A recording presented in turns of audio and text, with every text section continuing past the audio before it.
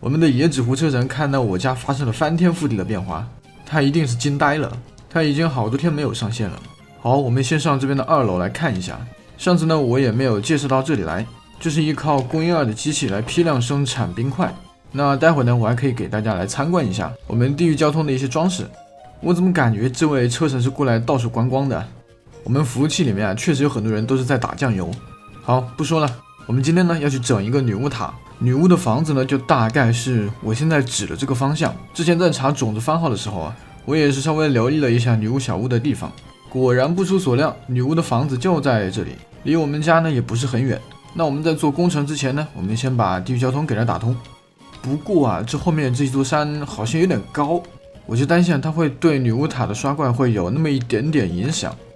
做女巫塔呢，我们还是老规矩，先把自己垫高高的。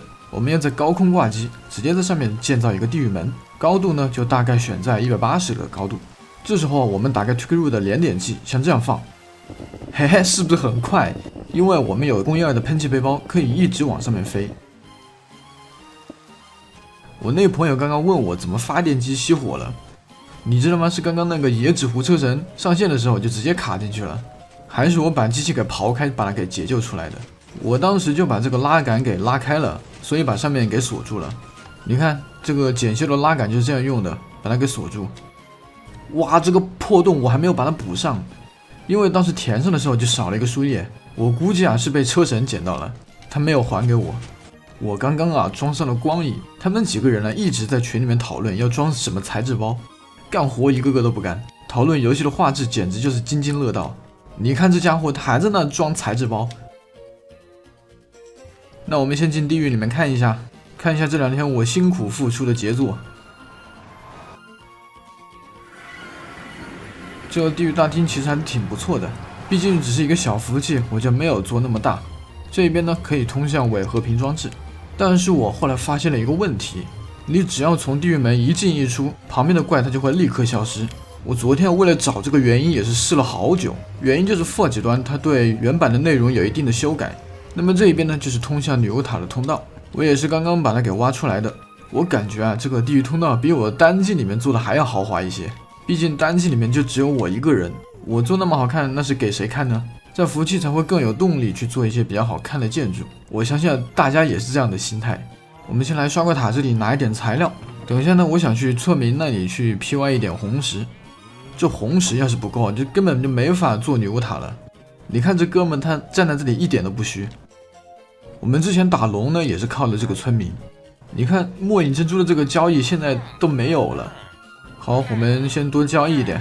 1.12的村民交易呢还是存在很大的随机性，有的时候交易第一项交易也可以刷新它的所有交易。好拗口啊，你看第一项交易现在又可以交易了。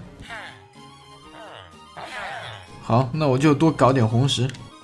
这些红石呢我们都是要用来做侦测器，石英的话我们是不会缺的，主要还是缺红石。活塞我们就直接来一组吧。再就是侦测器，就只有1个红石了。哎，我把箱子里面东西能带的都带上吧。行，我通通都给拿完了，红石这个箱子里面已经全是空的了。再见。哎，你还嫌没有技术含量？那些有技术含量的活你干得过来吗？我叫你插一下火把你就不乐意了。哎，刚刚闪了一下，我刚刚是把 BBOR 把它打开了。一般情况下 BBOR 和光影是不能一起开的，就会成这样，它看不清。好，我们关掉了光影，现在看得很清楚了。那现在就可以把他的房子给拆迁了。你还挖坑？挖个控制域来试试。别以为挖坑是一件很简单的事情。房子拆完了，我现在要搭里面的3层地板。他刚刚也说也准备过来帮忙插火把了，真是大快人心呐！哇，这火把插的666，太溜了！哎，是谁说火把要插到这里面的呀？这里是刷怪的场所啊！你这火把都插到山上面去了，也行吧，我就只是让你把附近的火把都插一下。我问问他，你怎么都插到山上面去了？哎呀，旁边刷怪了，一下被他砍死了。你咋不动了？你有僵尸在打你啊！我想他肯定是在打字，在回我刚才的信息。嘿，能飞就插到山上面去了。可以。我发现呢，这红石还是不够用。我决定要来你家借一点红石。哇，几天不见，你家里面多了这么多台机器，连高炉都有的，都开始烧钢了。我要来看一下你的红石在哪里。找到了，我来借几个呢？那我就借20个红石块吧。有借有还啊，再借不难。下次你记得还我20个红石块就可以了。我们还是好哥们。我要赶紧回去做我的机器了。这一边的活板门呢，我不知道是什么情况，难道是版本问题吗？我只要在这放上红石活板，你看它就闭上了，所以我就不得不把活板门放在第2格高。最后呢，上面的挂机点这里啊，我们的分类系统也把它做好了。下面啊就是女巫塔的全景了，目前还没有搭完。这里还有一个物品电梯。1:12的时代呢，还无法用水电梯来上传物品。这里呢是用了一个玻璃管。如果你是一个 MC 老玩家，你会知道在远古版本的时候，物品电梯都是这样做的。好，我们用灵魂出窍可以下去看一下。这里面呢就是一个朝上的投掷器，旁边还有一个检测物品的装置。如果投掷器里面有物品，它就会朝上射出。大家注意，这个管道它是一个十字形的管道，并且里面都是实心的，这样呢就可以把物品挤压到最上面去。然后另一边的处死装置呢，依旧是放矿车，只不过我现在还没有做完。我们来看看这边分类的部分。箱子呢，我是用的工业2的储物箱，因为这个箱子它的容量还比较大。其实最主要的原因是我用不起木头啊，我天，这个地方漏了一块，这里一定要把它补上。如果没有补的话，物品它飘到这一格，它就会被挤压出去。好，我这里又搞了几个小时，终于弄好了。看到这边物品往上面飘，还是挺有喜感的。哇，等一下，有东西掉下去了。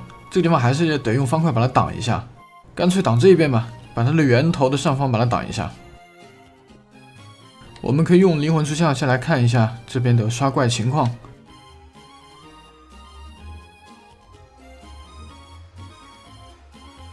我不知道为什么这里会有其他的怪，也许又是服务器的锅吧。好，本期这么一个简单的女巫塔也就给大家做到这里了。之前呢还有观众问节目太短了不够看，我今天呢也是稍稍把节目录长了一点点，因为节目要是做的太长了，很多人都没有看完就已经退出了。所以呢这里还是希望大家能够多多支持我的节目，记得给我的视频点赞3连哦，这样我也能够做出更加好看的节目。好的，感谢大家收看，我们下期节目再见。